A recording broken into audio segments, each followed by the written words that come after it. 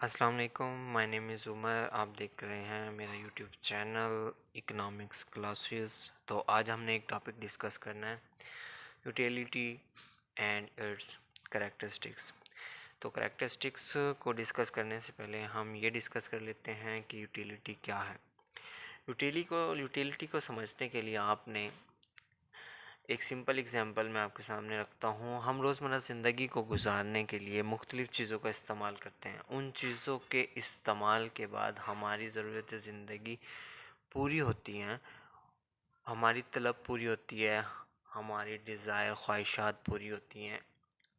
उसे हम क्या कहते हैं? उसे हम यूटिलिटी कहते हैं। कोई भी चीज़ अपने अंदर कोई ना कोई खूबी रखती है, उस खूबी को हम क्या कहते हैं? उस खूबी को हम यूटिलिटी यानी अफादा कहते हैं। अब फॉर एग्जांपल, पानी water have the utility for thirst person. ठीक है, एक प्यासे शख्स के लिए किस में यूटिलिटी अफादा है? पानी में अफादा है। और एक भूखे शख्स के लिए फूड आइटम्स, कोई भी खाने की चीज़ है, उसके अंदर अफादा पाया जाता है। ठीक है, एक स्मोकर के लिए, नशा करने वाले के लिए, सिगरेट पीता है या मैनी अदर थिंग्स, उस शख्स के लिए उन तमाम चीज़ों में अफादा है जो वो पीता है। जैसे कि सिगरेट पीने वाले के लिए सिगरेट में अफादा है, किसी दूसरे शख्स के लिए सिगरेट में अफादा नहीं है। तो सिंपल ये है कि चीज़ों के इस्तेमाल के बाद हमारी ज़रूरियात ज़िंदगी जो पूरा होती हैं, हमारी डिज़ायर पूरी होती हैं, हमारी नीड्स पूरी होती हैं, वो क्या कहलाती है? वो यूटिलिटी क्या है लाती है। तो मज़ीद हम इसको नोट्स की सूरत में डिस्कस करते हैं। वो ये है, the consumer use the quantity of goods and after that consumer satisfaction the need and satisfaction the needs is called utility. ठीक है, कोई भी शख्स किसी चीज़ का इस्तेमाल करता है, उसके इस्तेमाल के बाद उसको जो सेटिस्फैक्शन हासिल होती है, जो सुकून हासिल होता है, जो ज़रूरियात ज़िंदगी उसकी पूरी होती है, उसे हम क्या कहते हैं? उसे हम यूटिलिटी अफादा कहते हैं। ठीक है, अब water have the utility for thirst. ठीक है, प्यासे शख्स के लिए किस में यूटिलिटी है? पानी में।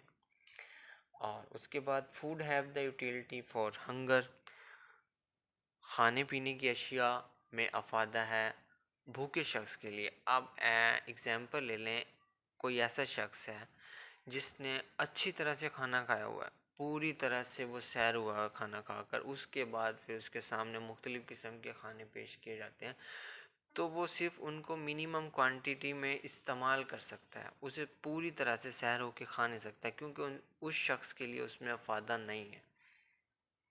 आप इसी तरह एक और एग्जांपल ले लें, जैसे कि एक प्यासा शख्स है, पानी की जिसे प्यास लगी हुई है, वो पहला गिलास पीता है, उसमें उसको कुछ अफादा मिलता है, दूसरा पीता है, उसमें मज़ीद अफादा मिलता है, जब तीसरा पीता है पानी का गिलास, तो उसका अफादा कम होना स्टार्ट हो जाता है। ठीक है, use the quantity of goods after that the consumer fulfil the desire. उसकी जो कंज्यूमर की जो ख्वाहिशात पूरी होती हैं, उसे हम क्या कहते हैं? यूटिलिटी अफादा कहते हैं। फिर इसके नेक्स्ट स्टेप पर हम चलते हैं, कैरेक्टरिस्टिक्स ऑफ यूटिलिटी क्या हैं वो देख लेते हैं। हमारे पास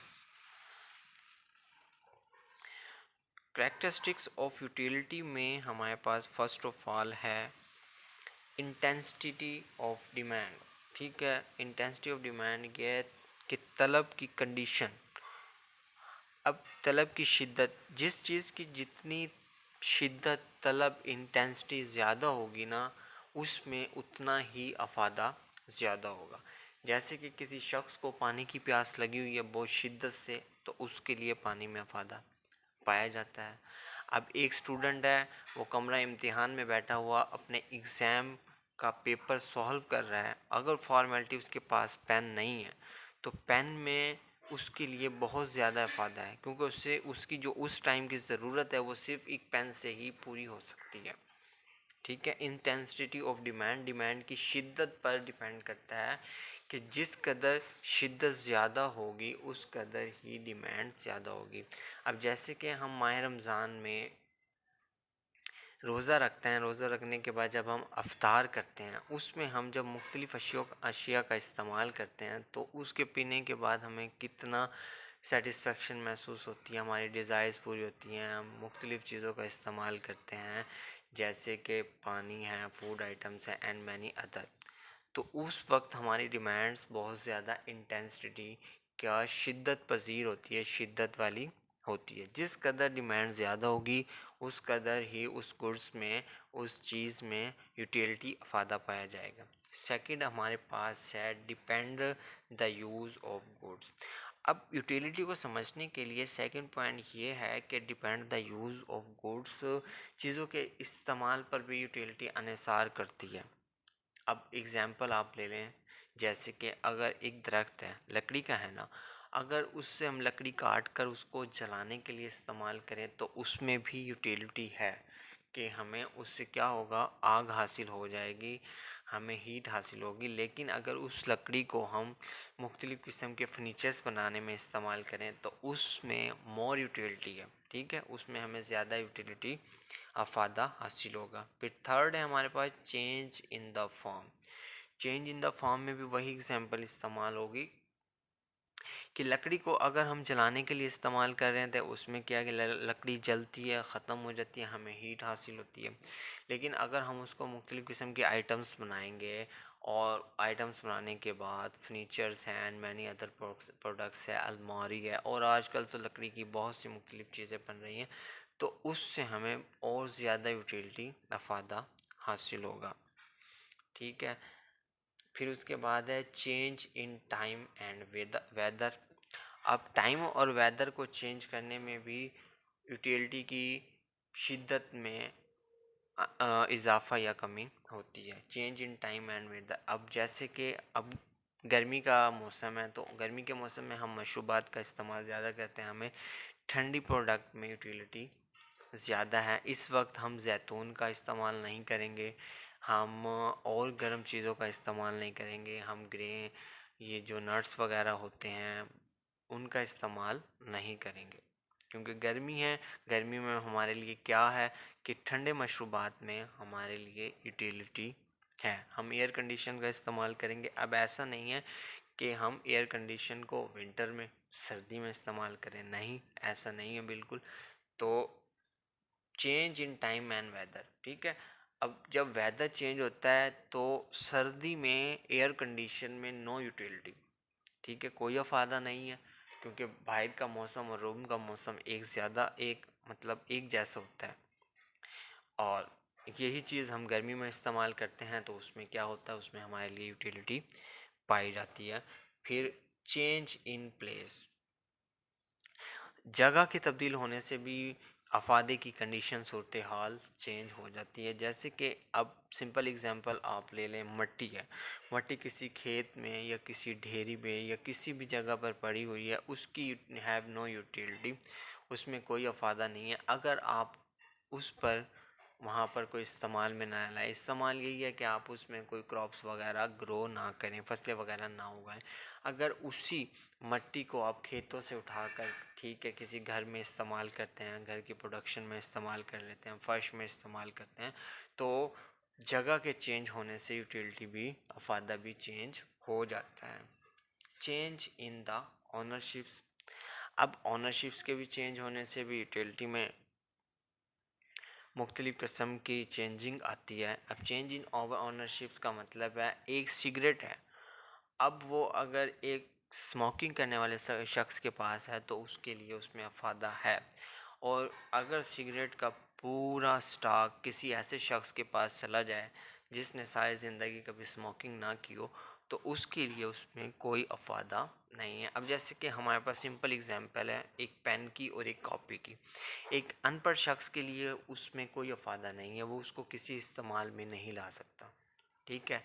और अगर एक एजुकेटेड पर्सन है, उसके लिए, एक स्टूडेंट है, उसके लिए पेन, पेंसिल्स और ये अपने रजिस्टर्स वगैरह जो होते हैं, बुक्स हैं, इनके अंदर यूटिलिटी है क्योंकि वो इन चीज़ों का इस्तेमाल करके अपने मतलब स्टूडेंट हैं वो बुक्स का इस्तेमाल करते हैं, रजिस्टर्स पेन्स का अपनी स्टूडेंट लाइफ में इन चीज़ों का इस्तेमाल करते हैं, पर वो लोग जिनका स्टडी से कोई ताल्लुक़ नहीं है तो उनके लिए इन चीज़ों में कोई यूटिलिटी नहीं है, कोई अफादा नहीं है। लास्ट में हमारे पास 7 पॉइंट है चेंज इन टेक्निकल नाउ। अब टेक्निकल नाउ का मतलब है कि चीज़ों को मुख्तलिफ़ किस्म के प्रोडक्ट बनाने के बाद उसके यूटिलिटी में क्या होता है, मतलब इजाफा हो जाता है। अब जैसे कि लोहा है वो हम मुख्तलिफ़ कामों के लिए इस्तेमाल करते हैं, फिर उसको दोबारा रिसाइकल करते हैं। अब लोहे से हम मुख्तलिफ़ किस्म की अशिया बनाते हैं।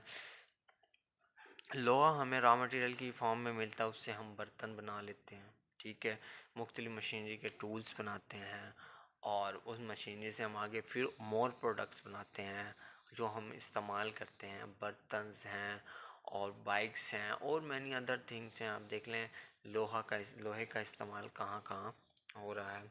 अब उसको टेक्निक इस्तेमाल करने के बाद हम उस आयरन की, उस लोहे की कंडीशन चेंज करके उसकी यूटिलिटी में इजाफा करते हैं। अगर फॉर्मेलिटी एक लोहे का बहुत बड़ा सा कोई स्टॉक हो, बड़ी क्वांटिटी में लोहा मौजूद हो, लेकिन उससे कोई मुकम्मल शेप ना हो, कोई चीज़ ना बनी हो, उसमें कोई यूटिलिटी नहीं है। अगर हम उसी लोहे से उसको मुख्तलिफ़ टेक्निक का इस्तेमाल करके कोई प्रोडक्ट बना लेते हैं, टेबल बना लेते हैं, कुर्सियाँ बना लेते हैं, चेयर्स बनाते हैं, तो उस इन चीज़ों में हमारे लिए क्या होता है, अफादा यूटिलिटी पाई जाती है। फिर उसके बाद नेक्स्ट पॉइंट है हमारे पास यूटिलिटी एंड यूज़फुलनेस। अब अफादा और फ़ायदेमंदी क्या है? अफादा और फ़ायदेमंदी में हैव डिफरेंस, बड़ा फ़र्क है। अफादा कहते हैं कि किसी चीज़ के इस्तेमाल के बाद आपको जो सेटिस्फेक्शंस, डिज़ायर फुलफ़िल, आपकी जो ज़रूरियात ज़िंदगी पूरी होती है, जिसकी आप डिमांड कर रहे थे, वो अफादा कहलाता है। और फ़ायदेमंद भी यही है, किसी चीज़ के इस्तेमाल से आपको जो आपकी डिज़ायर और आपकी ख्वाहिश पूरी होती है वो फ़ायदा होता है। लेकिन अब ये देखें कि एक ड्रिंकर है, एक शराब पीने वाला है, एक स्मोकर है, सिगरेट पीने वाला है, उसके लिए तो सिगरेट में और वाइन शराब में यूटिलिटी है पर फ़ायदा नहीं है, ठीक है।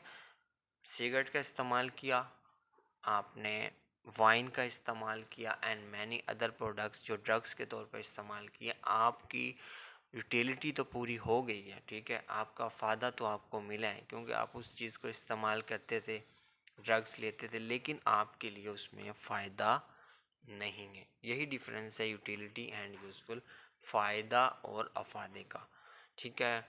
आज का टॉपिक वाइंड अप हुआ, मिलते हैं नेक्स्ट वीडियो में। वीडियो लाइक, शेयर्स और चैनल को सब्सक्राइब ज़रूर कीजिएगा। तब तक के लिए अल्लाह हाफिज़। Okay students.